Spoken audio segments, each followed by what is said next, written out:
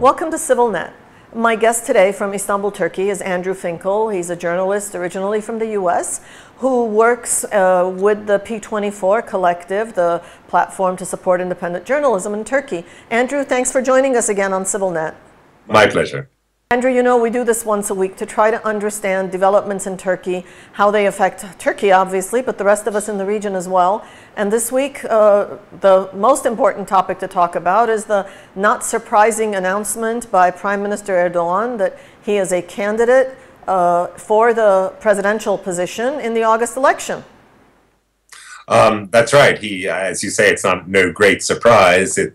We've been leading up to this for more than a year, possibly 2 years. But there was always the last-minute doubt that he might not run for president, that he might allow someone else to run and continue in his role as prime minister. But I think the temptation proved too great for him not to have grasped this low-lying fruit. Would have been perceived by his supporters and by the country as a sign of weakness, and he certainly couldn't allow that. So he's going to become a president, and of course that leads to all sorts of complications, because who's going to run the party in his absence? Who's going to become the prime minister in his absence? It's a big step.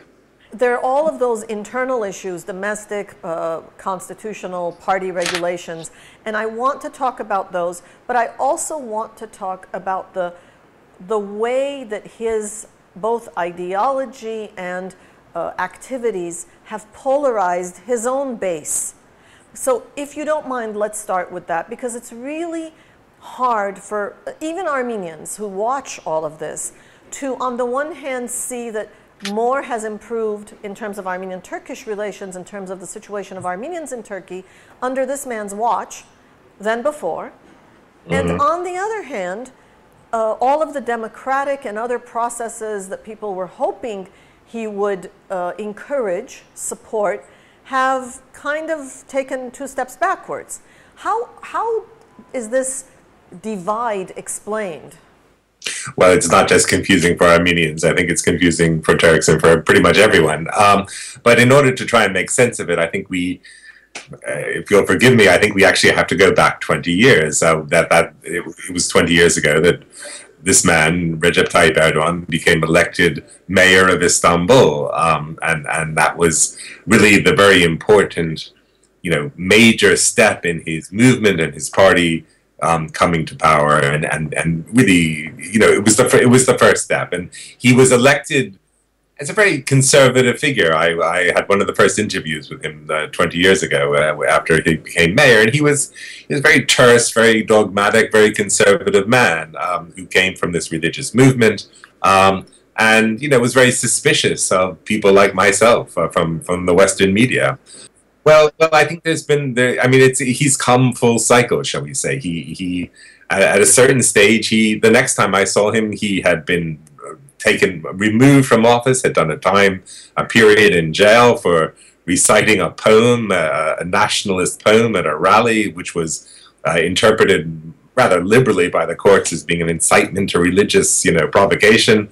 So he's a man who sort of suffered for his beliefs and his convictions, and the next time I saw him, he was a man transformed. He was, Champagne Charlie is perhaps an exaggeration, but he was a very lighthearted, very civilized, very cordial, very, he was a man transformed, a man who had his eye on power. And in order to become elected in 2002, he did what he had to do. And what was that? That was to move his movement and his political party towards the political center where the votes are.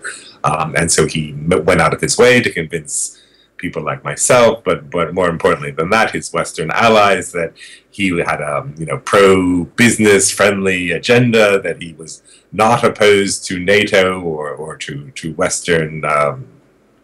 Indeed, he promised tacitly to support the U.S. invasion of Iraq, although he couldn't deliver on that promise. But implying that this was a tactic, not necessarily a real ideological move to the center. Well, I don't know. Do politicians have core beliefs? I don't know. That's a big assumption. Is there a real Tayyip Erdogan of which this was an imitation, or is this move to to the center equally a tactic. I mean, what happened was basically by moving to the center, he managed to get power, and he began to dismantle his enemies. And one of his enemies was the Kemalist establishment, the military, the people who had basically nurtured Turkey on the genocide deniers, the people who the deep state that has characterized Turkey for the last several decades. Well, that's certainly a good way of looking at it, and of course these were the people who were opposed to any, recognition of Armenian minority rights. Of course, the certain rights were guaranteed, but they would go no further than the letter of the law, the Lausanne Treaty. To be publicly Armenian, to talk about 1915, these were not things that happened in the old regime in Turkey. So, as part of his program of sort of liberalization and of dismantling, as it were, that Kemalist state, of course, he was much more. He didn't really care whether people discussed 1915 or not. It wasn't really part of his agenda or important to him. So there was a more liberal attitude, and of course there were concessions made to these property cases. A lot of the minorities, Greeks and Armenians, got some of their property back. But look, I'm going to ask that same question again about tactic or ideology, because now in this new the new incarnation of Recep Tayyip Erdogan, he is going to take some steps, do some things. Well, that's right. I mean, if we flash forward from 2002, when his party won that election, to 2011, when they won their third election very handsomely, basically, he had no enemies left. The political opposition was weak. The military had been sent back to barracks, a series of trials of coup attempts. We still had some trouble with the judiciary, but basically he was a man unopposed. And at the same time, of course, is that you have to realize what brought Tayyip Erdogan to power in 2002 was an incredible economic crisis in 2001, which devastated people's savings. So, and the thing about the 2002 general election was that no political party which had been in parliament before 2002 was re-elected in 2002. So we had a complete, obliteration of the post-war political parties, machines, in 2002. So, he was the new broom to sweep clean. But of course, by 2011, he had been in power for nearly 10 years, and of course people began to say, well, look at him and judge him on his own terms rather than to judge him in terms of what had happened before. And as he, as the economy, Turkey did well out of the Lehman Brothers crisis. They came out, they had growth years, but there weren't that many goodies he could still give to his supporters. So plus, they were judging him against the expectations that he himself created. Now they were judging him against him.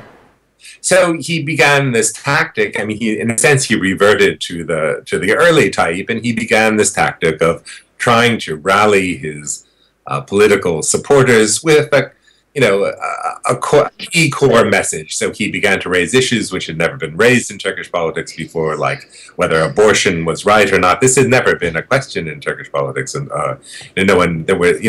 Turkey had fairly liberal abortion laws, and no one really made any noise about this. And he said, how families should have at least 2 or 3 children. 3 children, I believe, was what he said. And he started coming out with a whole series of conservative messages which were designed to, get his supporters, to rally his supporters around himself. And so he gave up trying to occupy the political center. Instead, he decided to move the political center much further to the religious right. And of course, that upset a lot of people. If until now it was the ideological shifts that people were paying attention to, now with this election looming and his probable victory, the question really is going to be what he does with state institutions. Well, that's right. And of course, we've had pretty convincing evidence through a series of tapes and revelations that his government is pretty corrupt. That they've been taking, their ministers have been getting huge amounts of money. That the prime minister's own family seem to have huge amounts of cash, unaccountable. The minister's children had huge amounts of cash. There's been there's no doubt that this whole system of political spoils has continued. Now, but Andrew, let me ask you a question I asked your colleagues earlier on the air. That is, all of these, forget the political spoils, just the suitcases of cash part. Does it matter to the Turkish public whether the purpose of that cash is to enrich individuals or whether the purpose of that cash is to help this political party that they believe in? Does it matter?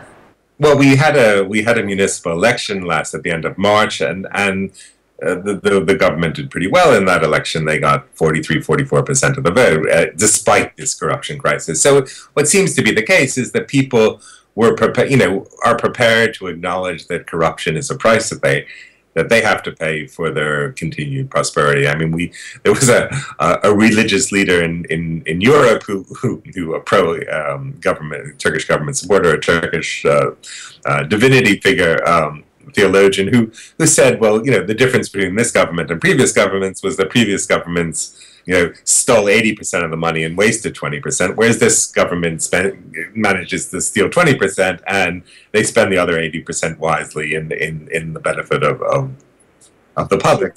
So basically, people, there's the way you put it in Turkish, he may be a thief, but he's our thief. Yes, we kind of have that too. So the allegations of corruption weren't as damaging as they might be. Of course, if it comes to the point where people feel themselves to be worse off, where people feel themselves to be, struggling to make a living, then they will.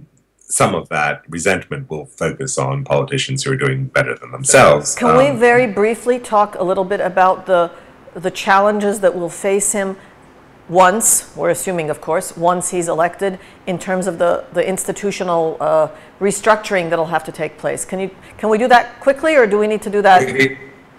Well, we can do it.